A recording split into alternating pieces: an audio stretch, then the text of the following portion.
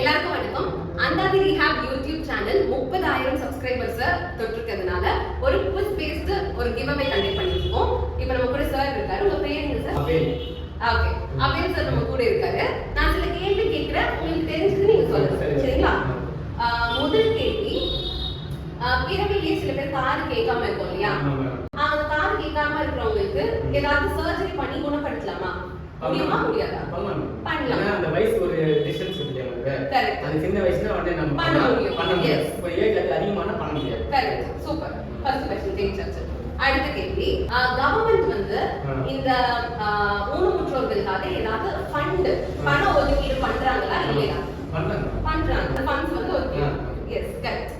அடுத்த கேள்வி, இப்போ வந்து ஒருத்தவங்களுக்கு காது சரியா கேட்கலன்னா அவங்க எந்த டாக்டர் போய் பார்க்கணும்? அது வந்து சரி, ஓகே. அதெல்லாம் காது மூக்கு தொண்டைன்னு சொல்லுவாங்க, ENT டாக்டர். சரிங்களா? ஓகே. அடுத்த கேள்வி, இப்போ வந்து நம்ம பேசுறோம் இல்லையா? பேசுறதுக்கு நம்ம உடல் உறுப்புல நிறைய உறுப்புலாம் சேர்ந்து வேலை செய்யுது. எந்த உறுப்புலாம் வந்து யூஸ் ஆகும் நம்ம பேசுறதுக்கு? ஒரு 3 உறுப்பு நீங்க சொல்லலாம். நாக்கு, தொண்டை. கரெக்ட். நாக்கு, தொண்டை. கரெக்ட். அந்த வாய்ஸ் வந்து பேசுறது சுவாசம் இருக்கு. சுவாசம் காத்து